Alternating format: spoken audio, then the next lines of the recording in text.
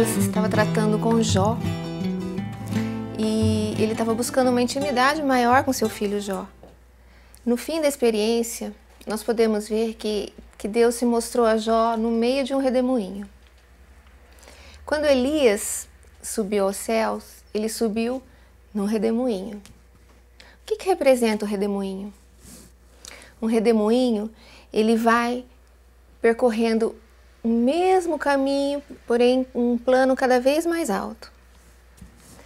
Quando Sansão entregou seu segredo para Dalila, o segredo da sua força, que na realidade o segredo da força de Sansão representava Cristo, ele entregou a Dalila e os cabelos dele foram raspados e naquele momento ele perdeu a comunhão com o Senhor. Ele não deixou de ser filho, ele perdeu a comunhão. E ele foi amarrado e ele começou a andar em círculos. Elimas, o mágico, também. Se você der uma olhadinha lá no livro de Atos, a história de Elimas, o mágico, também teve um momento que ele foi e começou a andar em círculos depois que ele perdeu a visão. Não existem novidades constantes na palavra de Deus. De forma alguma. O que existem são revelações da mesma palavra que, à medida que você vai tendo essa intimidade com o Senhor, Ele vai se revelando, você vai passando pelas mesmas verdades e elas vão sendo reveladas num plano cada vez mais profundo ou mais elevado, conforme o seu grau de intimidade com Ele. Se você estiver andando em círculos, você vai estar passando pelas mesmas verdades e tendo as mesmas revelações sempre. E a tua vida espiritual vai estar sempre estacionada. Você pode passar 20, 30 anos andando em círculos. Como você pode buscar a intimidade com o seu Deus, buscar a intimidade com o Senhor Jesus e ter uma vida em redemoinho. As mesmas verdades constantemente reveladas em outro plano. Agora nós daremos continuidade ao estudo que foi iniciado a semana passada. Preste muita atenção.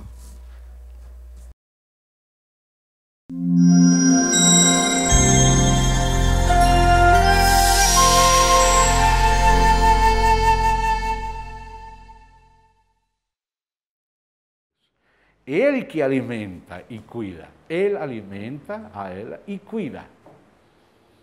Hoje muitos casais começam sem obedecer a palavra. O Senhor disse, deixará seu pai e sua mãe, se juntará a sua mulher, deixará. Muitos não deixam. Não ficam debaixo do colo da mãe. Como chamam vocês aqui? Da saia da mãe. Aqui o Senhor fala claro. Porque somos membros do seu corpo. A alimenta e dela cuida, como também Cristo faz com a igreja. Por quê? Porque somos membros do seu corpo. Por isso, somos membros dele. Ele nos cuida porque somos braços dele, a perna dele, os olhos dele, a narina dele. Nós somos seu corpo. Alguns manuscritos acrescentam uma frase aqui no verso 30. Diz, carne da sua carne e osso dos seus ossos. Mas como não são todos os manuscritos, são alguns poucos e tardios, então parece que foi acrescentado por algum escriba. Por isso, nas edições críticas, aparece entre parênteses quadrados ou não aparece. Aqui não aparece. Mas é bom saber que existem aqueles manuscritos que acrescentam essa frasezinha, como se fosse uma explicação escribal. Por que este cuidado? Porque somos membros. Por que o homem tem que cuidar a sua mulher? Porque ela é seu próprio corpo. Ela é a sua própria costela. Não pensar que ela não existe e pensar só em nós, e nós primeiro. Temos que pensar em ela e ela primeiro. E isso se tem que aprender com Cristo. Porque nós não estamos acostumados, nós queremos ser primeiro. Eu me sento, ela tem que servir, não? Mas o Senhor nos ensina aqui é o contrário. Claro que ela vai fazer isso também. É algo mútuo, mas o homem tem que começar. Eis porque, note isso, ele vem falando de Cristo e da igreja e explica por que Deus fez o homem e a mulher como fez no começo. Note, no verso 29 está falando da igreja. Diz, como também Cristo o faz com a igreja. Cristo alimenta e cuida a igreja. Cristo alimenta e cuida a igreja. Por quê? Porque somos membros do seu corpo. Eis por quê. Isso, o porquê. Por que Deus fez o homem como fez? Por que fez a mulher como fez? Por que foi que Adão teve que ter um sono, como Cristo morreu na cruz, esse foi seu sono? E aquela lança veio no costado de Cristo, e saiu sangue e água, e agora tem igreja graças a esse sangue. Assim Adão, que era a figura de Cristo, também teve o seu sono, e também foi ferido na costela e tiraram na costela dele. E com a costela lhe fizeram uma ajuda idônea. Essa é a figura. Por que isso Deus fez dessa maneira? Por que as mulheres não vêm como os homens também do pó? Por que não nascemos como um banano de uma árvore? Poderíamos nascer como uma laranja. Por que não? Porque Deus fez da maneira. Aí diz porque, eis por quê. Ou seja, por causa do mistério de Cristo e a igreja, Deus fez dessa maneira. Eis porque deixará o homem o seu pai e a sua mãe. Ou seja, eles têm que começar um matrimônio novo, oxalá sozinhos. Os pais e as mães têm que aprender a respeitar, não colocar muito a narina dentro do novo casal. Os pais e as mães têm que respeitar, têm que permitir eles se formar, se adaptar. O irmão Washmani falava que o matrimônio era como como sapatos velhos. Mientras mais velhos, melhor. Fica mais acomodado ao pé. Diz que assim é o matrimônio. Quanto mais tempo, o pé vai se adaptando o sapato ao pé. Amém? Então, os pais têm que compreender que eles estão usando sapatos novos. Tem que deixar eles se ir acomodando. Os pais têm que aprender a respeitar os casais novos. Deixará o homem o seu pai e a sua mãe e se unirá à sua mulher e se tornarão os dois uma só carne.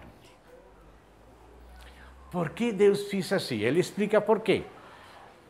Lá no livro de Malaquias, vocês me podem acompanhar, vamos voltar aqui depois, no livro de Malaquias, no capítulo 2, Deus explica, diz por que ele fez dos dois um.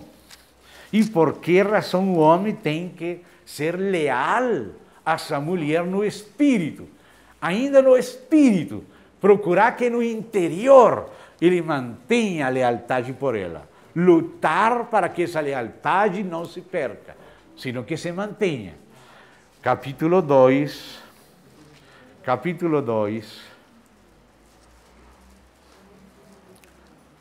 verso 10 em diante. Malaquias 2:10. Diz assim o profeta Malaquias por inspiração: não temos nós todos o mesmo Pai? Não nos criou o mesmo Deus? Por que seremos desleais uns para com os outros, profanando a aliança de nossos pais? Então vem falando da lealdade e da deslealdade. Judá tem sido desleal e a abominação se tem cometido em Israel e em Jerusalém, porque Judá profanou o santuário do Senhor, o qual ele ama, e se casou com a adoradora do Deus estranho. Isso é deslealdade. O Senhor eliminará das tendas de Jacó o homem que fizer tal. Ou seja, o homem que seja desleal. E o que apresenta ofertas, seja quem for, e o que apresenta ofertas ao Senhor dos Exércitos. Ainda fazeis isto, cobris o altar do Senhor de lágrimas, de choro e de gemidos, de sorte que ele já não olha para a oferta, nem a aceita com prazer de vossa mão. Olha como vem falando aí. E perguntais, por quê?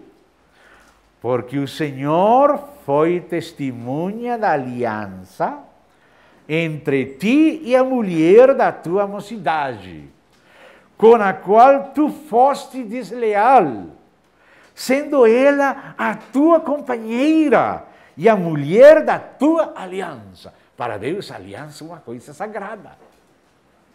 Então diz, ninguém com um resto de bom senso o faria, mas que fez um patriarca?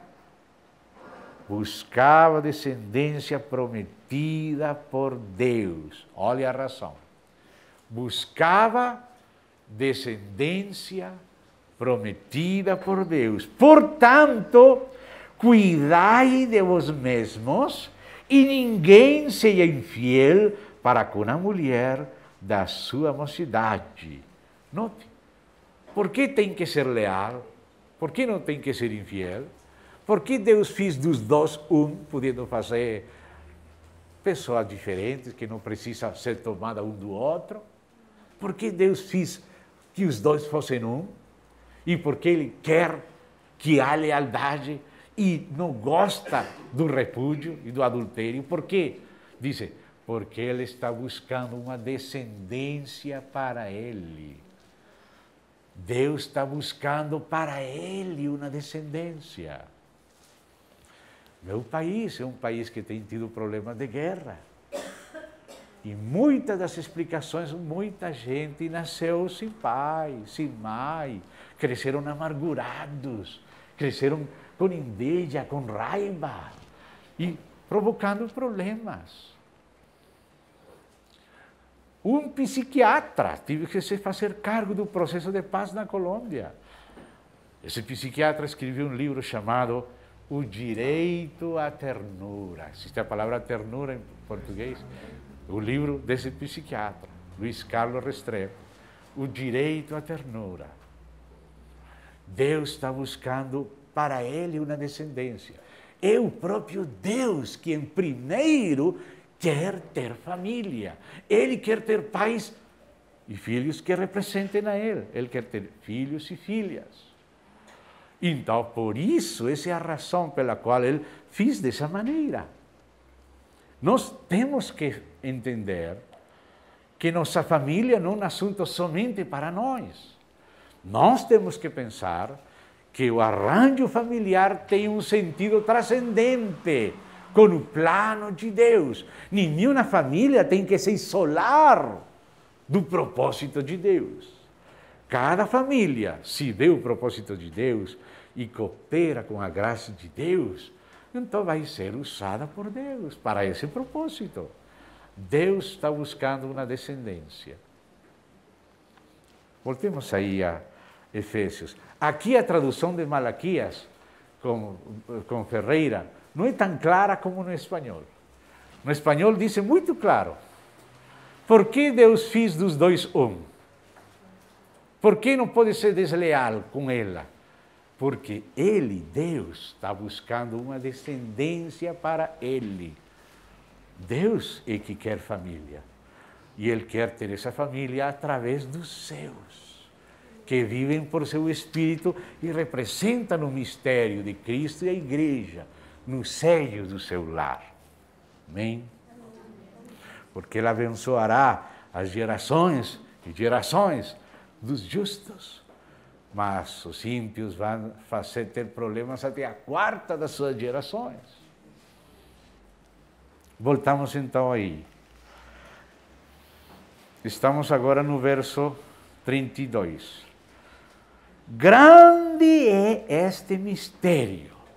Vem falando do mistério do homem e da mulher, do casamento. Mas ao mesmo tempo ele diz, bom, este mistério é grande, mas eu não me estou referindo só a este mistério que aparece. O mistério do matrimônio é um mistério subsidiário mas o mistério primário é de Cristo e a igreja. Por isso diz assim, grande é este mistério, e vem falando do homem deixar a seu pai e a sua mãe para se juntar com sua mulher, e os dois serem um. Grande é este mistério. Mas eu me refiro a Cristo e à igreja, não obstante, ou seja, como produto subsidiário. Não obstante, vós, cada um de por si, também ame a sua própria esposa como a si mesmo, e a esposa respeite seu marido. Porque a psicologia dela precisa de muito amor, manda ele amar a ela. Mas como a psicologia dele precisa de respeito, manda ela respeitar ele. Se ele não se sente respeitado, então ele vai se fechar e vai buscar lugar em outro lugar. Filhos, agora sim chegou os filhos. Obedecei a vossos pais no Senhor. No grego, essa palavra no Senhor aparece entre parênteses quadrados. Ou seja, que em alguns manuscritos está, em outros não está, e há dúvida se foi tirado ou foi colocado. Então, quando os críticos textuais têm dúvida, colocam aqueles parênteses. Mas, ainda que não estivesse explícito, está tácito. É lógico, obedecer aos pais tem que ser no Senhor. Não se pode obedecer a Deus e aos pais sem a graça de Cristo. Ainda que alguns, na naturalidade, fazem e são abençoados também. Tenho visto isso também. Pois isto é justo. Ou seja, que os filhos têm que ver a justiça da sua submissão e obediência. É justo porque os pais têm cuidado deles, têm servido eles, é justo. Eles têm que aprender que isso é justo, não tem que se esquecer, tem que honrar seus pais. Tenho visto muitos exemplos, e eu creio que vocês também, de filhos que têm honrado seus pais, e o Senhor abençoa eles, são prosperados em tudo. Aquele filho que sempre está cuidando da mãe, do pai, é prosperado.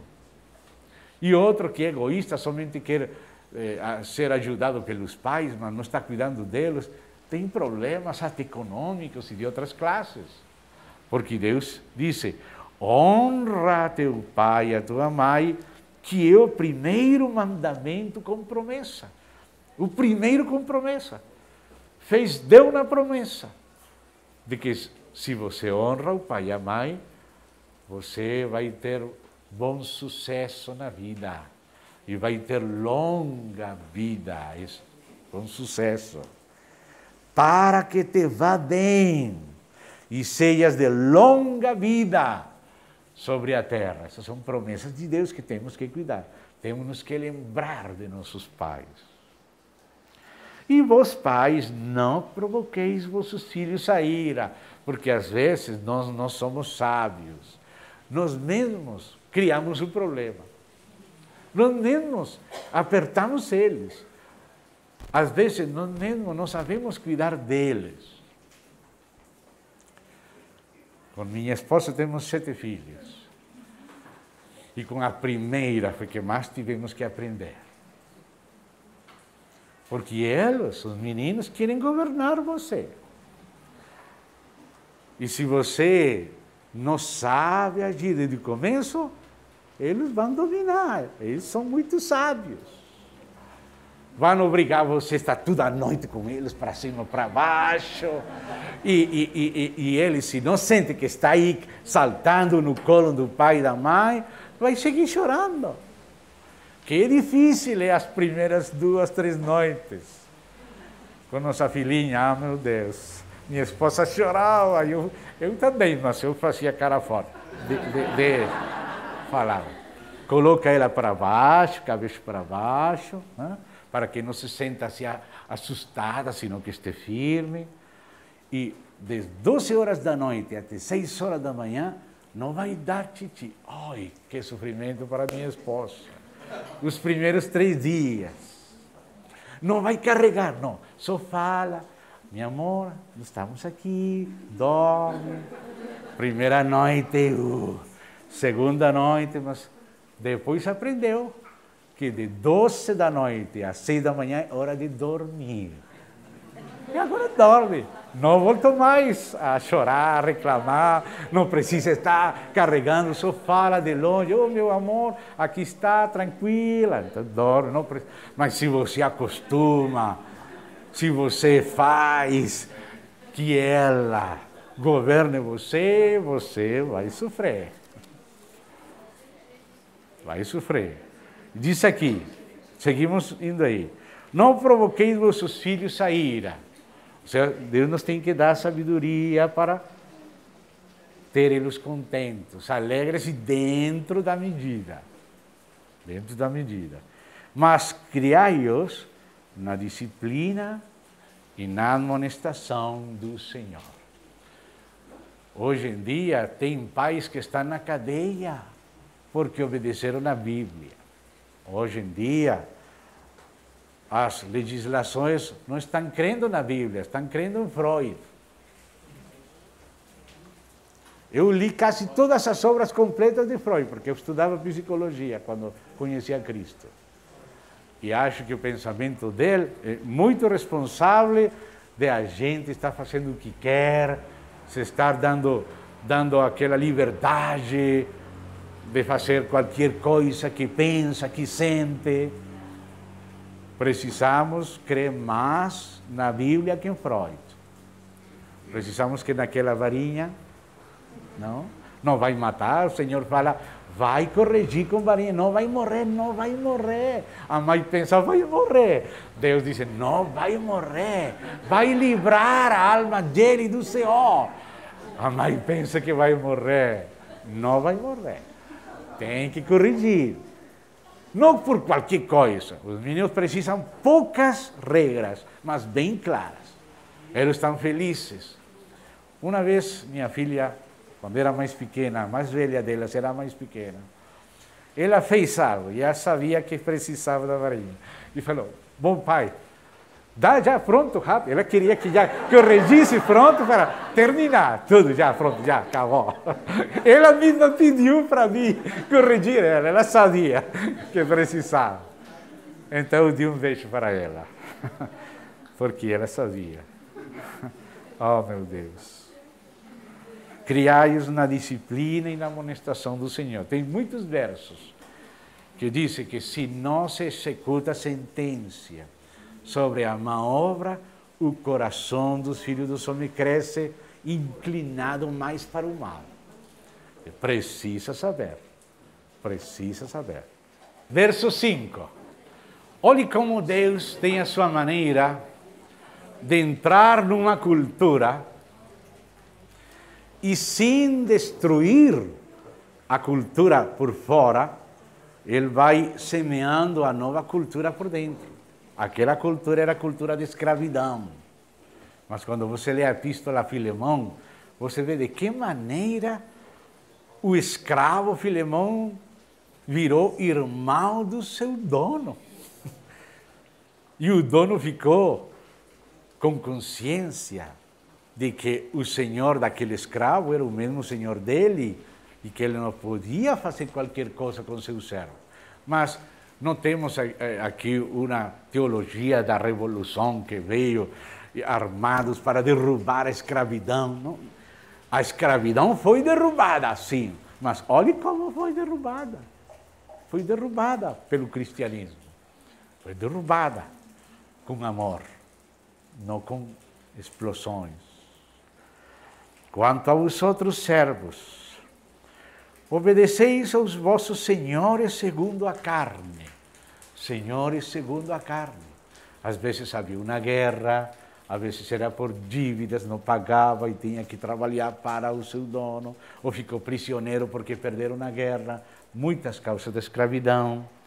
E então fala senhores segundo a carne, porque no espírito não somos senhores de ninguém. em espírito somos irmãos. A cruz terminou com o século mau. Diz a Bíblia, veja comigo aí no começo de Gálatas, vocês já conhecem isso, mas é bom ver isso. Diz Gálatas 1:4, Jesus Cristo, o qual se entregou a si mesmo pelos nossos pecados, para nos desarraigar deste mundo. Outras traduções dizem do presente século mau. Mundo perverso, século mau, segundo a vontade de nosso Deus e Pai. Note, a cruz também tratou com o status quo do mundo. O mundo também foi. Gálatas capítulo 6, olha, Gálatas capítulo 6, verso 14. Mas longe esteja de mim gloriar-me, senão na cruz de nosso Senhor Jesus Cristo, pela qual, não somente o velho homem, não só o velho homem foi crucificado na cruz. Na cruz de Cristo, o mundo está crucificado para mim e eu para o mundo. O mundo foi também crucificado. E eu fui crucificado para o mundo. Entre o mundo e eu está a cruz. Através da cruz fomos libertos do pecado e do mundo.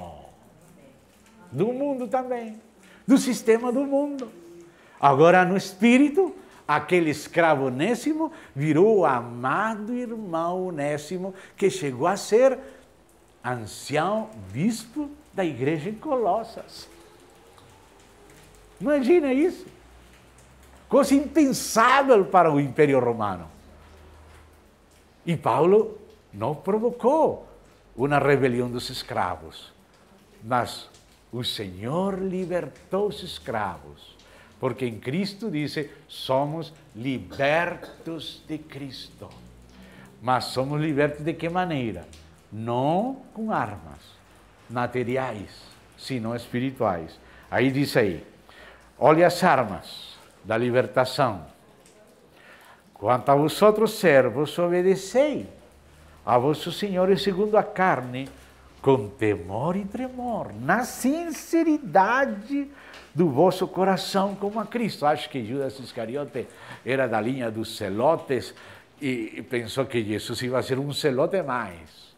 E quando Jesus entrou por este caminho, ele acho que não ficou contente, parece que foi e traiu Jesus. Mas o outro celote, Simão o celote, aprendeu. Com tremor e tremor, na sinceridade de vosso coração, como a Cristo. Ou seja, como somos libertos? Porque morremos a nós mesmos, vivemos em Cristo e vivemos para Cristo.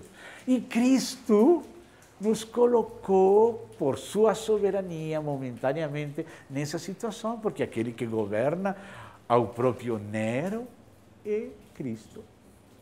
Porque quem está à destra do Pai é Cristo.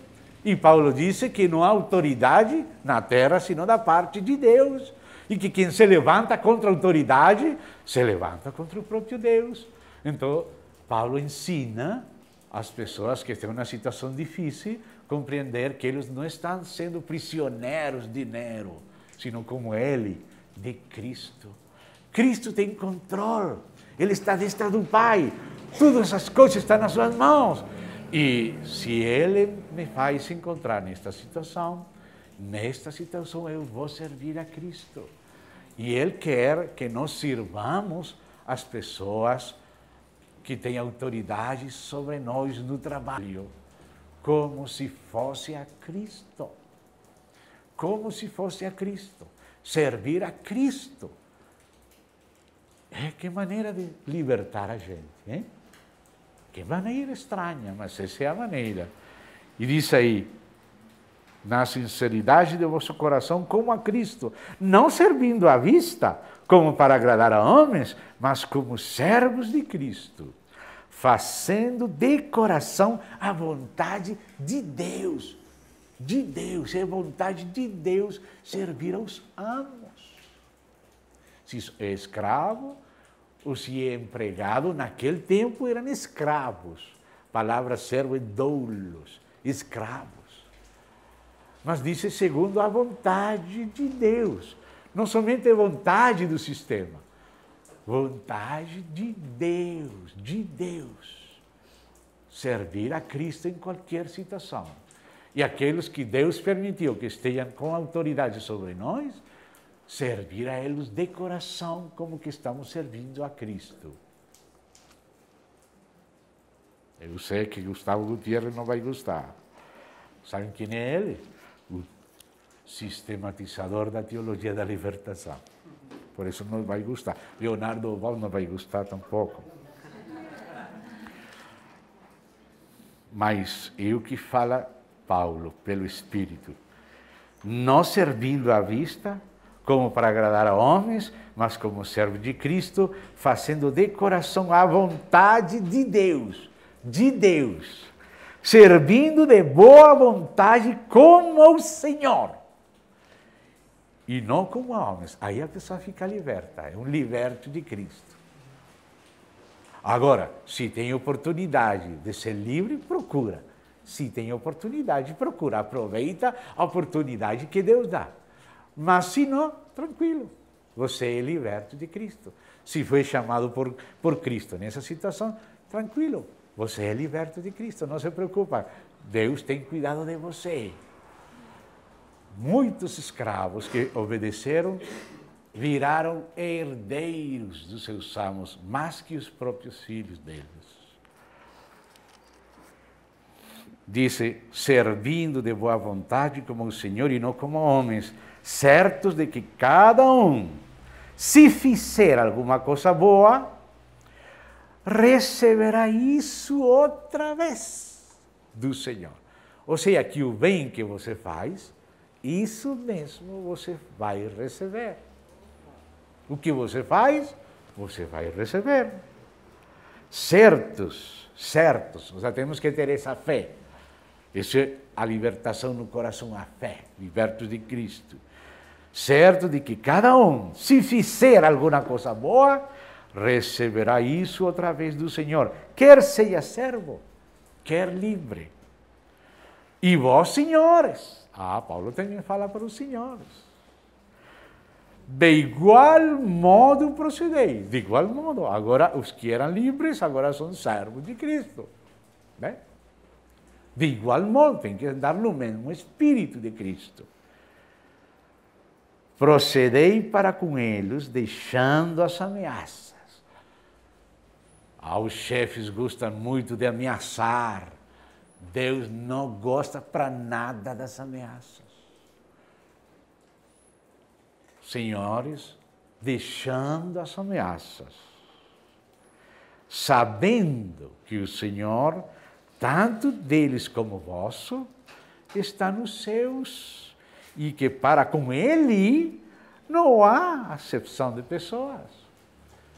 Onde estava depois aquele mendigo Lázaro? Descansando. E onde estava aquele rico? Sofrendo. Porque Deus não faz acepção de pessoas. O que você semeia, você colheita. Temos que tratar a nossos empregados, pessoas que servem em nossa casa, como que são pertencentes ao mesmo Senhor. E o que nós fazemos com eles, é isso mesmo, vamos receber. Quanto ao mais, agora vai entrar em outro assunto mais. Agora vai entrar na terceira sessão que nossos irmãos Ruth Taxon e Watchmani falam. A primeira sessão de se sentar. Sentai-vos. Segunda, andai. Já muitos verbos encontramos andar. Agora vamos entrar na sessão estar firmes. Ou seja, nos sentamos com Cristo, andamos nele e estamos firmes nele. Firmes. Sede fortalecidos no Senhor e na força do seu poder. Algumas traduções traduzem de maneira em voz meia, fortalecei-vos. Mas Esta tradução é em voz passiva, sede fortalecidos. Esta voz passiva é a certa no grego. Sede fortalecidos no Senhor e na força do seu poder. O Senhor e a força do seu poder. Já é suficiente. Já é suficiente. Temos que crer que o Senhor e a força do seu poder é suficiente contra qualquer ataque do mais grande demônio. O Senhor é maior e a força do seu poder é suficiente. Temos que confiar. Diz, sede fortalecidos no Senhor e na força do seu poder. Revestivos, e agora já não é voz passiva, não. Agora é voz meia. Agora você é responsável colaborar com a graça e ser revestido. Não diz sejam revestidos agora, não. Agora fala revestivos de toda a armadura de Deus. Ou seja, que Deus nos deu uma armadura. Essa armadura é para defesa e somente tem uma arma de ataque, que é a espada. Demais tudo é para defesa. Para poderdes ficar firmes. Para poder ficar firme, tem que se vestir. Você ser responsável de se apresentar como vivo dentre os mortos, revestido em Cristo. Você não tem que tremer. Quando Josué trouxe aqueles jovens, falou, coloca o pé no pescoço dos inimigos. E os jovens tinham medo. Mas Josué, não coloca mesmo, coloque. Colocaram. Tá? Nós, sempre que se fala dos demônios, não queremos colocar o pé, mas o nosso Josué fala, não tem medo. Em nome do Senhor Jesus Cristo. Amém? Revestidos. E diz, de toda a armadura de Deus. E fala de toda para não deixar nenhum espaço livre para o inimigo atacar. Para poderdes ficar firmes contra as ciladas do diabo. Ele está sempre buscando uma brecha. Porque a nossa luta, e Paulo fala como uma coisa normal, Paulo tinha aprendido a discernir o bigode do inimigo detrás da porta. Nós, às vezes, temos que comer todo o ovo para saber que está podre, mas Paulo não. Paulo, só com um cheiro, já sabe que está podre.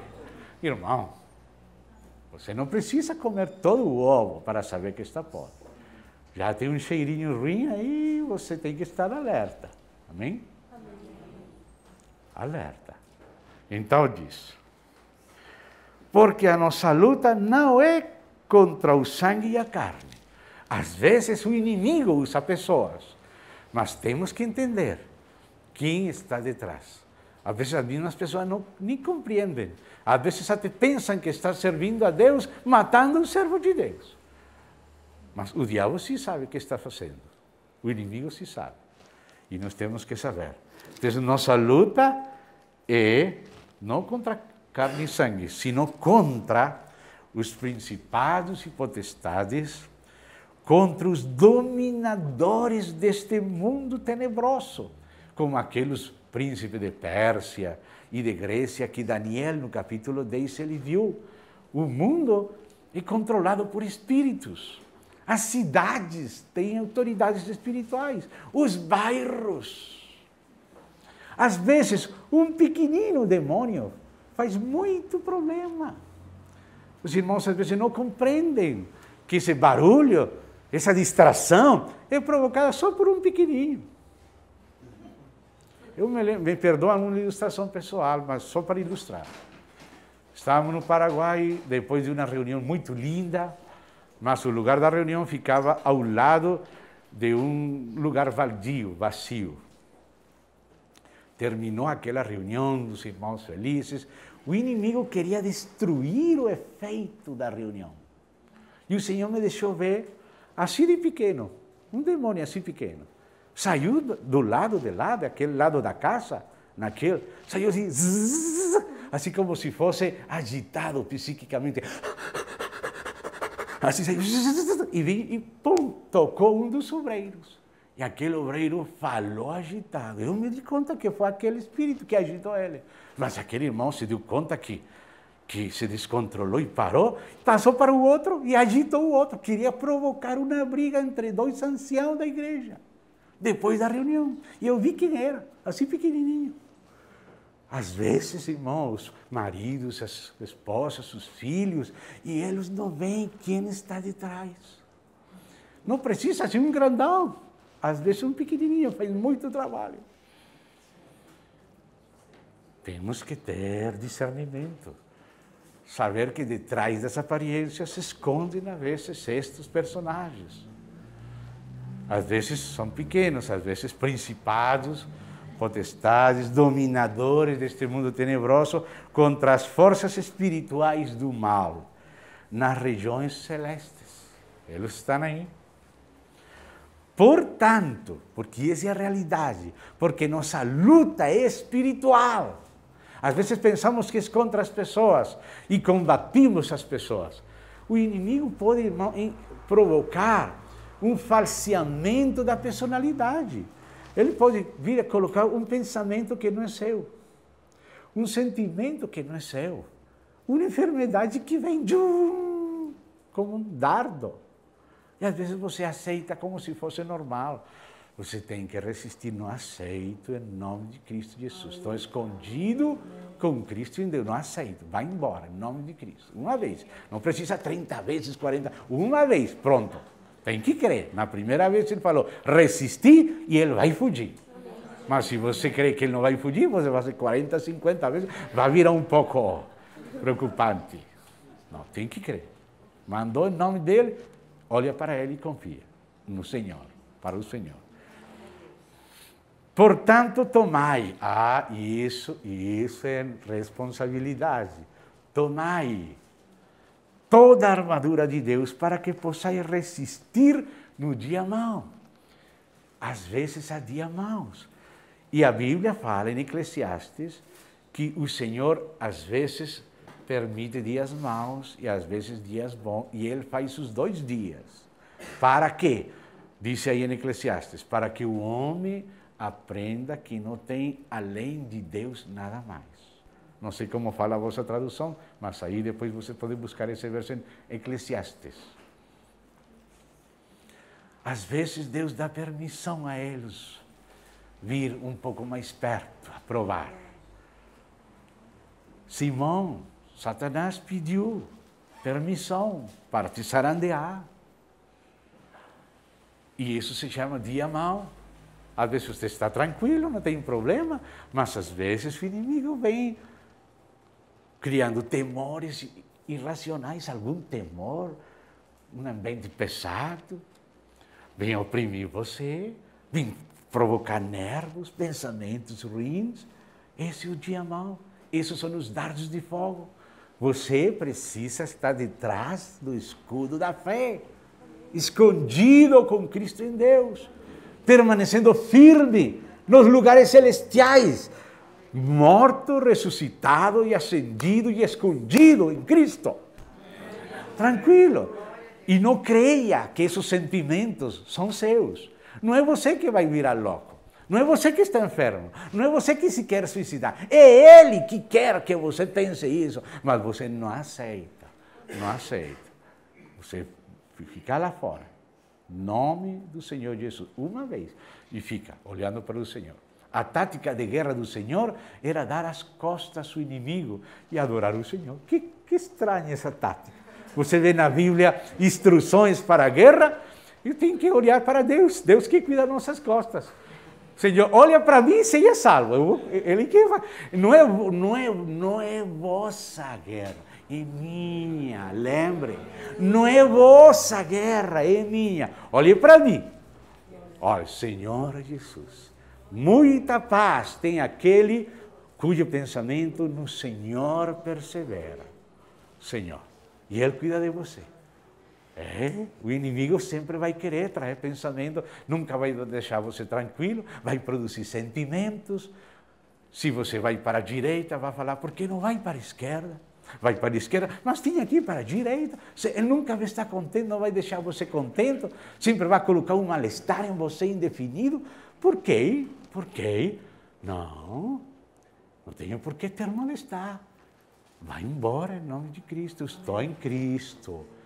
Lugares celestiais, escondidos, olhando para o Senhor. E a luta não é minha, lembre-se, o Senhor falou, não é a vossa luta, inquietude, em confiança será a vossa fortaleza. Resistir o diabo e fugirá. Não é vossa luta, é minha. Confia no Senhor. Senhor, fica aí. Porque às vezes há o dia mau. Às vezes aqueles espíritos ares têm permissão de atacar por um momento e você ser treinado na guerra. Mas nossa guerra não é de conquista. Nossa guerra é de defesa. A conquista já fez Cristo. Cristo foi que conquistou. Você não tem que conquistar nada. Cristo já conquistou e você está já no lugar conquistado. Você já está no monte. Você já está acima do monte. Você tem que permanecer firme no que Deus fez para você. O que Deus deu a você. Você está com Cristo. Você está nele. Ou ele quer tirar você daí, mas você permanece aí porque você está em Cristo. Cristo é inabalável. E ele falou, é minha guerra, tranquilo, é minha, não é vossa, é minha. Não vai você guerrear, não vai você sair a pegar avispas lá e brum, tudo essa... Não, deixa com o Senhor, você está com o Senhor. Ele que vai diante. Amém? Então diz aqui, portanto, tomai toda a armadura de Deus para que possais resistir no dia mau. E depois de terdes vencido tudo, é a confiança de Paulo. Depois, é um momento, é um túnel, é uma noite, mas depois de terdes vencido tudo, permanecer inabaláveis, permanecer.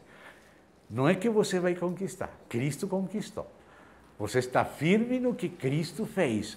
O que Ele deu a você, o que você é em Cristo. Você morreu ao pecado, você ressuscitou com Cristo, você está sentado com Cristo nos lugares celestiais e você está escondido com Cristo em Deus, olhando para Ele. E Ele diz, confiai, não é tua luta, é minha. Manter isso, manter isso. Me perdoa outra ilustração. Faz uns anos em Curitiba, o irmão Jair, que já partiu com o Senhor, foi convidado a pregar lá. E eu fui convidado, ou seja, por Jair para acompanhar ele. Eu me sentei lá atrás, no último banco. E Jair começou a pregar. Mas eu estava lá sentado e comecei a sentir uma opressão, mas queria me apertar com a parede, uma coisa terrível, não sabia o que era. E o único que me deu força para resistir era, Senhor Jesus, estou sentado contigo em lugares celestiais. Estou escondido em ti. Resisto o que está passando. E não sabia o que era só espiritual. Mas quando me mantive na fé, um homem, 2 lugares mais adiante, se levantou endemoniado, se levantou assim, voltou para mim assim, cheio de raiva. Você está atado, só dentro. Em nome de Cristo. Parou o culto, parou, porque o homem virou tudo louco. E você está atado. E o homem queria vir contra mim, o Senhor pegou ele assim, você viu aquela luta no ar, atou ele assim, pum, caiu no chão. Pá, o Senhor derrubou ele. Mas que opressão terrível, nunca tinha experimentado tal opressão. Coisa que parecia que eu vou ficar pegado na parede. Mas não pude vencer. Porque o Senhor nos ressuscitou. Ele, o Senhor, está acima de todo poder. E nós estamos unidos em espírito a Ele, sentados com Ele, escondidos com Cristo em Deus. E nossa luta não é de conquista, é de permanecer nessa posição e resistir. Quando resistir, apareceu e aí foi atado, você viu como foi atado e caiu. Pá! O culto parou, tudo um problemão, teve que ser expulsado aquele espírito, mas o Senhor guardou. Às vezes você está dormindo e vem a sufocar você. E você quer pronunciar o nome do Senhor e está aí, Mas você está em Cristo. Lembre-se, se alguma vez chega o dia mau, você não está sozinho. Você está unido a Cristo, ao Cristo ressurreto e ascendido. Ele quer de fora para dentro. Maior é o que está em você que aquele que está no mundo. Maior é o Senhor. Você está mais alto do que Ele, porque você está em união com Cristo. E você tem poder de dizer, vai embora, em nome do Senhor Jesus.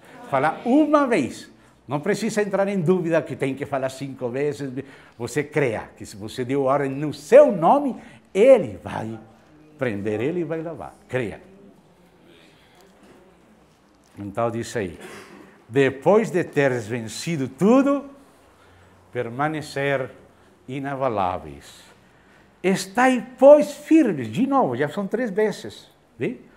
Primeiro firmes, ou seja, resistir, inabaláveis, pois firmes, cingindo vós, essa é a responsabilidade do homem, com a verdade.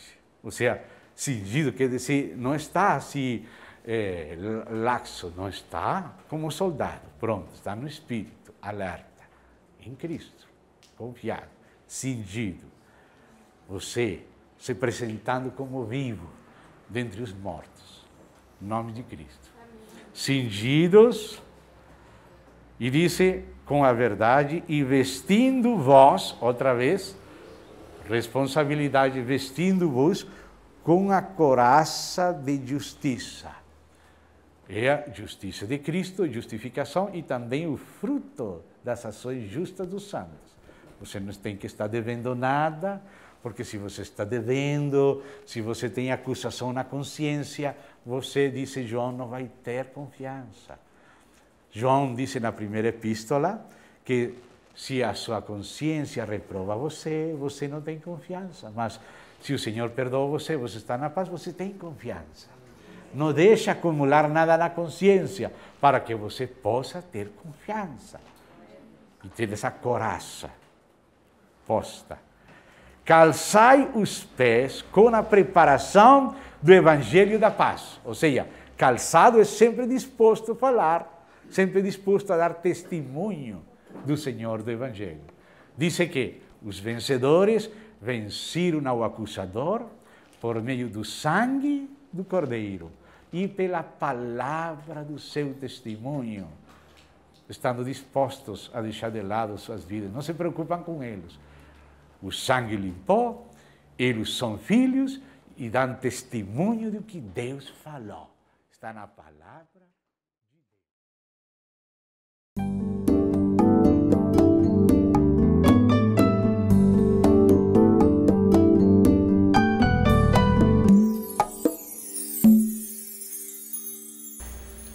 Preste muita atenção, porque o Senhor, Ele tem se mostrado a você de várias formas, através da palavra. Ele tem falado a você. Não seja tardio em ouvir. Busque a comunhão com Ele. Até a próxima semana.